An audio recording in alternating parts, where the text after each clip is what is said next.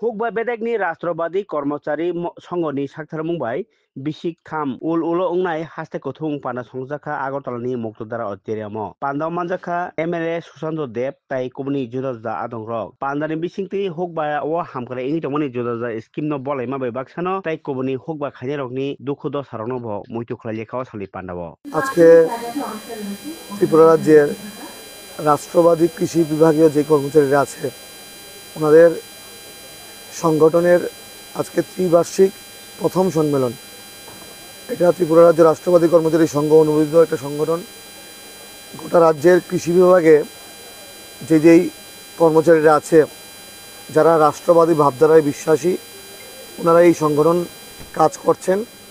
একটাই উদ্দেশ্য, সরকারি সুযোগ সুবিধাগুলা রাজ্যের অন্তিম ব্যক্তি পর্যন্ত আমাদের সরকারের যে দিশা সেটা পৌঁছে দেওয়া ওনাদের মূল দায়িত্ব, প্রধান দায়িত্ব। এবং আমরা কৃষকদেরকে অন্নদাতা বলে থাকি, ওনারা কৃষকদেরকে নিয়ে কাজ করছেন এবং বিভিন্নভাবে কৃষকরা যেন উপকৃত হয় সেই বিষয়গুলো ওনারা দেখবেন। এবং একটা সময় ছিল আমরা বাম জমানায় দেখেছি, মানে কৃষকরা বিভিন্ন কারণে হয়রানির শিকার হতো, এক টেবিল থেকে এক টেবিলে যেতে হতো। এখন আর সেই লক্ষ্যে কাজ করতে হয় না।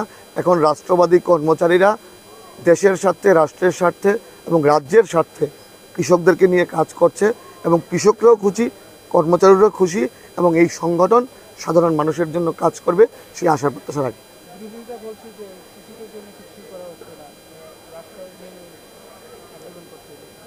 অ্যাকচুয়ালি ওনারা তো আন্দোলনের জন্য সোকল্ড বিরোধী দল বলবো আমরা, কারণ কৃষকদের জন্য ভাবনা চিন্তা করে আমাদের মোদিজি যে প্রকল্পগুলো এনেছে, মানে দেশের সর্ববৃহৎ প্রকল্প কিষাণ সম্মান নিধির মাধ্যমে প্রত্যেকটা কৃষককে সম্মান দেওয়া হচ্ছে।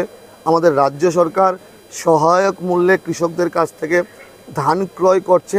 আরও অনেকভাবে আমরা একটা সময় শুনতাম জয় জওয়ান জয় কিষাণ, এখন মোদিজি স্লোগান দিয়েছেন জয় জওয়ান জয় কিষাণ এবং জয় বিজ্ঞান।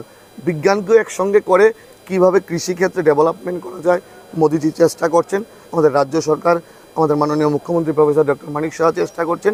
আমরা সবাই মিলে কৃষক থেকে শুরু করে প্রত্যেকটা অংশের নাগরিক রাজ্য সরকারের কর্মকাণ্ডে অত্যন্ত খুশি এবং কৃষকরাও বিশেষ করে আমাদের কর্মকাণ্ডে খুশি এবং আগামী দিনে কৃষকদের জন্য আরও নতুন নতুন ভাবনা আমাদের সরকারে আছে এবং সেই ভাবনাগুলো বাস্তবে রূপান্তরিত হবে।